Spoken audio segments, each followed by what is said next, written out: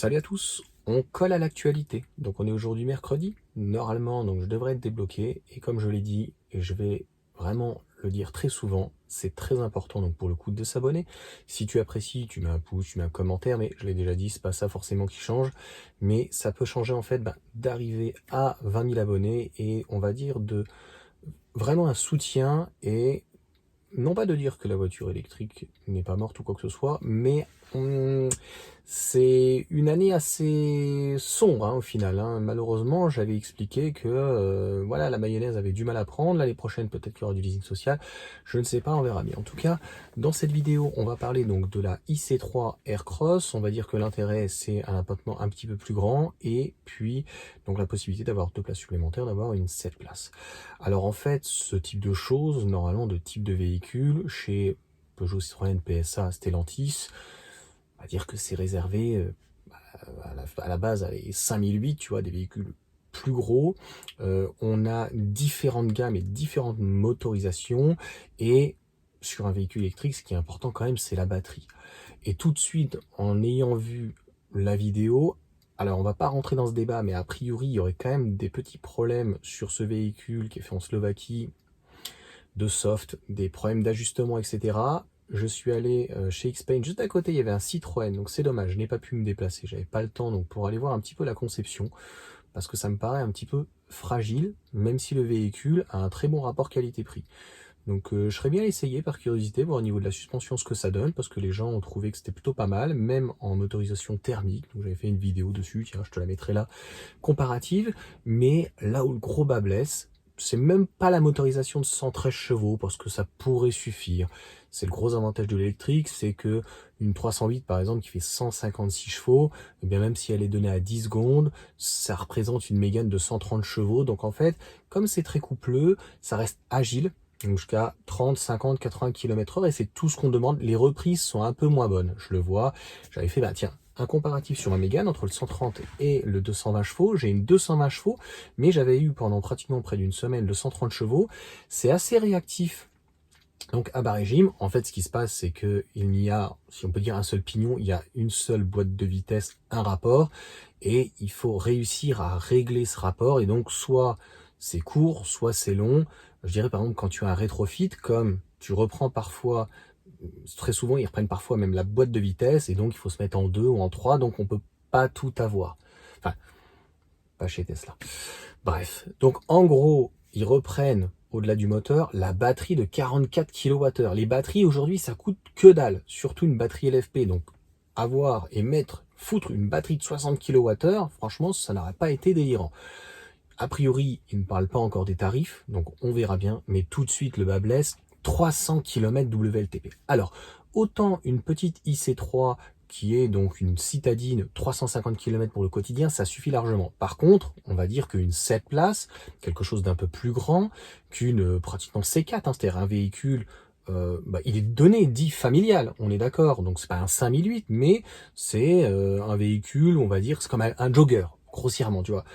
Bon, là, ça va être dur de partir en vacances. C'est-à-dire c'est la double punition. C'est-à-dire qu'à la fois, donc, c'est un véhicule plutôt familial. Donc, qui dit familial, un véhicule à tout faire. Donc, à la fois du centre-ville et partir en vacances. Mais ni la charge, ni l'autonomie, ni rien le permet. Concrètement, 350 km donc d'autonomie pour un véhicule citadin de base, ça va être souvent, très souvent, pas que, mais quand même très souvent un véhicule donc pour une famille, éventuellement une familiale, donc en deuxième, troisième véhicule, ou pour voilà un enfant, peu importe. Donc elle va rester dans le coin, mais elle pourra faire plus. Là, si c'est toujours la même chose, tu pars en vacances, que tu pars donc voir de la famille, des amis ou quoi que ce soit, 350, 300 km WLTP, tu peux imaginer que tu vas dépasser allègrement, et c'est ce qu'Automobile Propre dit, et je suis tout à fait d'accord, je ne sais plus le journaliste qui explique ça, il est très bien, la lourdeur n'est pas le plus important dans véhicule électrique, mais tu vas rajouter, mettons même minimum 5 personnes, alors que tu pourrais y aller jusqu'à 7, tu peux vite lui rajouter 500 kg. Donc 500 kg avec en plus un CX, t'as vu, ça un CX de déménageur, quoi, tu vois, ça n'a pas été, c'est plus important limite le CX. Là, le poids plus une autonomie déjà WLTP moyenne, ça veut dire que concrètement sur l'autoroute, tu vas pas dépasser 150 km. Alors pourquoi? Parce que sur une électrique, en fait, tu vas faire un 10-80, 10-90 avec une Tesla, un Model Y BYD, avec un palier juste de fou. Mais pas avec ce type de voiture où on t'annonce un 20-80 en 26 minutes, je sais plus, enfin c'est délirant. Là, tu vas faire un 10-90 en 40 minutes, donc tu vas t'arrêter 40 minutes. Et en gros, un 10-90, donc tu vas utiliser que 80% de la batterie, voire 70. Donc, même si tu fais, c'est des calculs mathématiques, 22 kWh, à mon avis, tu seras même peut-être à plus. La batterie fait donc 22 kWh au 100 km. Donc la batterie fait 44 kWh. Donc on va dire que pour faire un 0 à 100, tu feras 200 km environ. Et donc si tu lui imputes 20%, eh bien ça fait 160 km. Ça veut dire que grossièrement, si tu es à 130, tu vas devoir t'arrêter toutes les heures, excuse-moi, 1h10 peut-être, pour recharger à peu près pendant 40 minutes, je pense, minimum. Donc là, il y a un truc qui va pas, tu vois.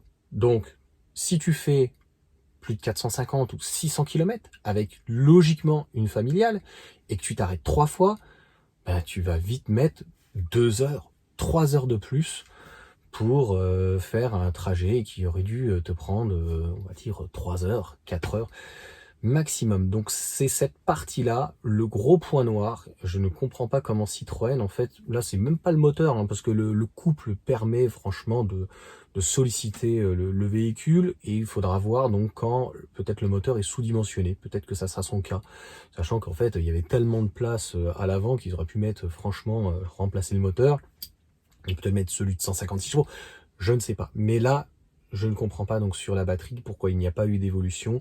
Et 50 km WLTP, c'est juste énorme.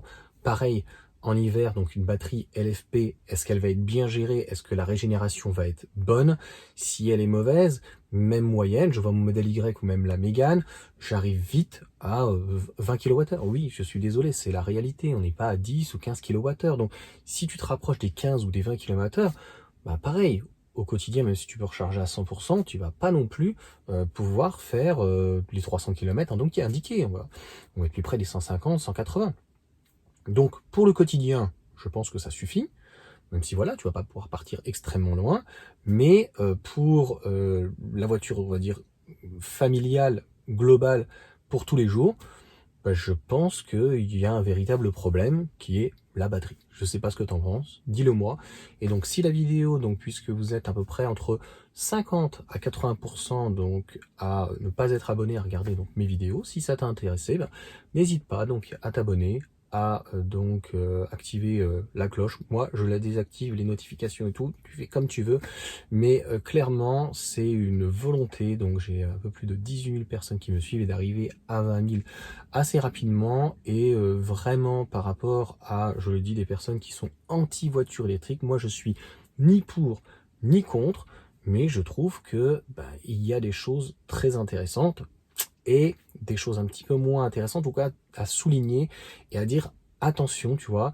Je suis un possesseur de voiture électrique où j'ai déjà fait, ça fait pas 10 ans, ça fait que finalement 1 an. J'étais à la base un pro véhicule donc thermique, très concrètement, il était hors de question de passer à électrique. J'ai déjà fait 30 000 km avec le modèle Y, et je peux te dire, si tu l'achètes en véhicule principal et que tu pars en vacances avec, ou que tu vas voir de la famille, des amis ou quoi, ouf, attention, soit ça va être juste, soit ça va être une galère, hein. Sur ce, bonne journée à tous, bonne soirée, ça dépend donc à l'heure à laquelle vous me regardez.